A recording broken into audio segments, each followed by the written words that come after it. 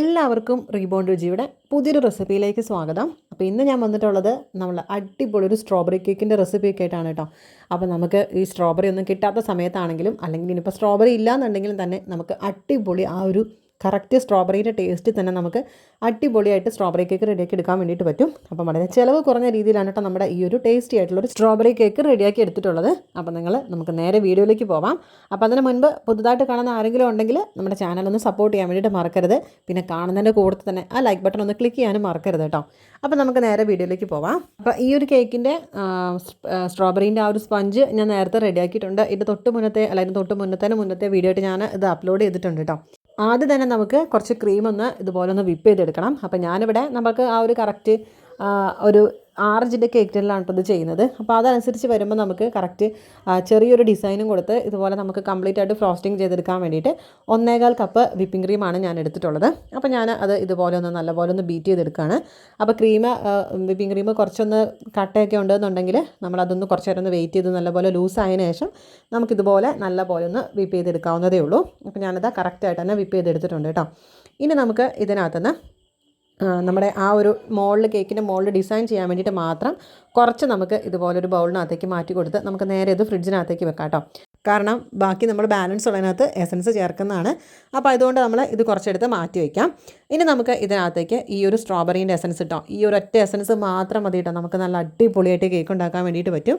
അപ്പം ഈ ഒരെണ്ണം വാങ്ങി വെച്ചിട്ടുണ്ടെങ്കിൽ സ്ട്രോബെറി ഇല്ലെങ്കിലും അടിപൊളി കേക്ക് തന്നെയായിരുന്നു ഇത്. അപ്പോൾ നമുക്ക് ആ ഒരു എസൻസ് നല്ലപോലെ ഒന്ന് ചേർത്ത് കൊടുത്തിട്ടുണ്ട്. എന്നിട്ട് നമുക്ക് ഒരുപാട് കളറിൻ്റെ ഒന്നും ആവശ്യമില്ല കേട്ടോ, നമ്മൾ എക്സ്ട്രാ കളറൊന്നും ചേർക്കേണ്ട, ആ ഒരു എസൻസ് മാത്രം ചേർത്ത് കൊടുത്താൽ മതി. അപ്പം നമ്മുടെ ക്രീം ഇവിടെ നല്ല സൂപ്പറായിട്ട് തന്നെ വന്നിട്ടുണ്ട് കേട്ടോ. ഇനി നമുക്ക് ഇതൊരു നമ്മുടെ പൈപ്പിംഗ് ബാഗിനകത്തേക്ക് ആക്കി കൊടുക്കാം. അതാകുമ്പോൾ നമുക്ക് ഫ്രോസ്റ്റിംഗ് ചെയ്യാൻ വേണ്ടിയിട്ട് എളുപ്പമായിരിക്കും കേട്ടോ. അപ്പോൾ ഇതുപോലെ ചെയ്യുന്നതായിരിക്കും നമ്മളെപ്പോഴും നല്ലത്.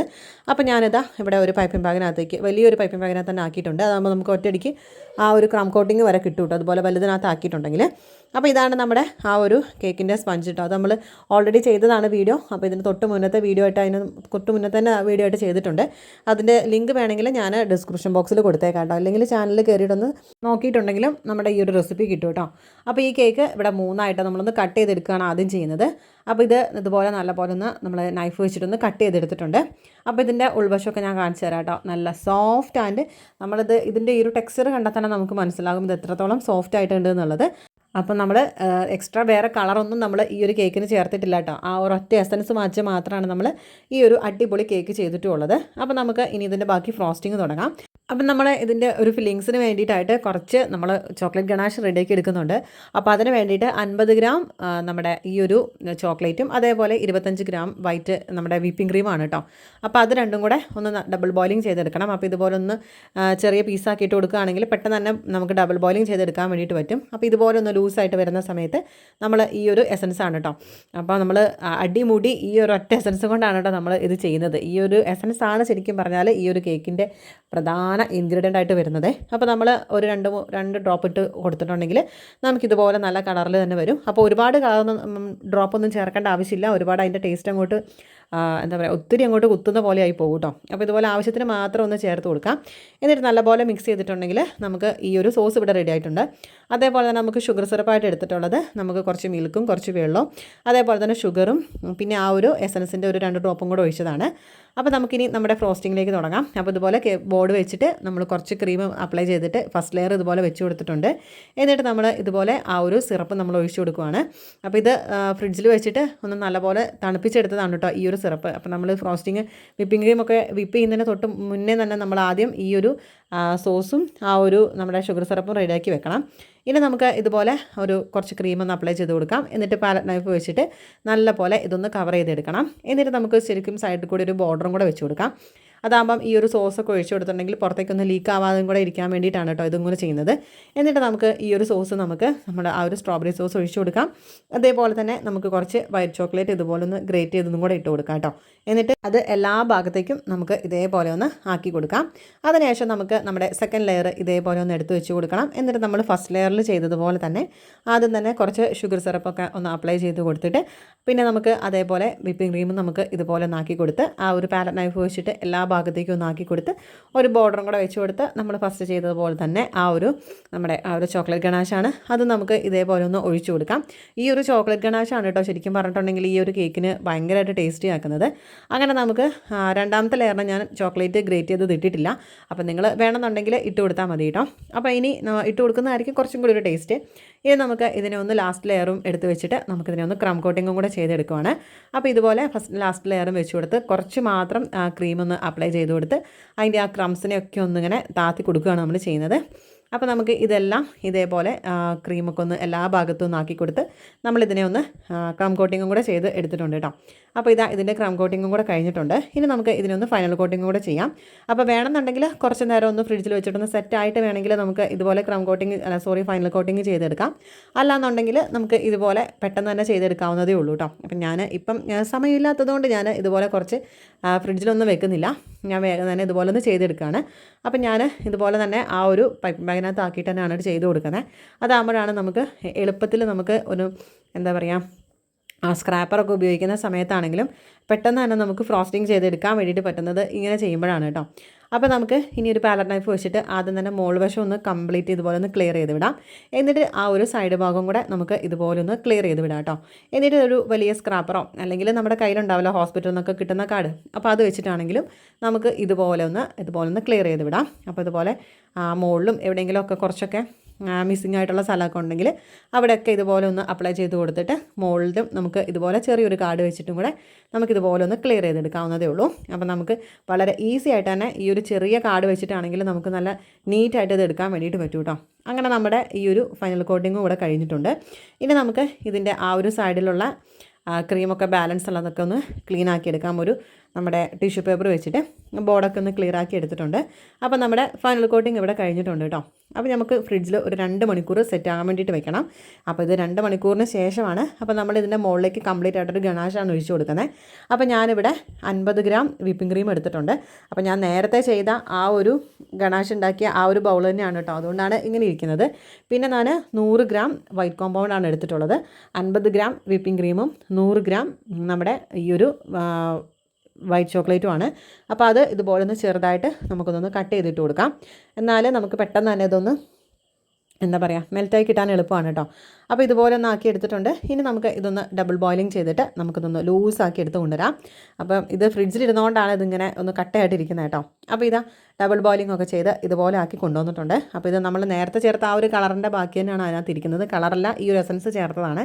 അപ്പോൾ ഇനി നമുക്ക് ഇതിനകത്തേക്ക് ഒരു 2-3 ഡ്രോപ്സ് നമുക്ക് എത്രയാണോ കളർ ആവശ്യമുള്ളത് അതിനനുസരിച്ച് നമുക്ക് ഇതിനകത്തേക്ക് ചേർത്ത് കൊടുക്കാം. അപ്പോൾ ഒരുപാട് കളറൊന്നും ആവശ്യമില്ല, നമ്മൾ എക്സ്ട്രാ വേറെ കളർ ചേർക്കേണ്ട ആവശ്യമില്ല കേട്ടോ. അപ്പോൾ നമ്മളൊരു 3-4 ഡ്രോപ്പ് ചേർക്കുമ്പോൾ തന്നെ ഈ ഒരു കളർ വരും. എന്നിട്ട് നമുക്ക് ഇതൊന്ന് അരിച്ചു കൊടുക്കാം. കാരണം നമ്മൾ ഇത് ഗ്ലേസിംഗ് ആയിട്ട് ഒഴിക്കുന്നതാണല്ലോ, അതുകൊണ്ട് നമ്മൾ ഇതൊന്ന് അരിച്ചെടുക്കണം. അപ്പം നമ്മളല്ലാതെ ഫില്ലിങ്സിന് വേണ്ടിയിട്ട് ചെയ്യുന്ന സമയത്ത് നമ്മളിത് അരിക്കേണ്ട ആവശ്യമൊന്നുമില്ല.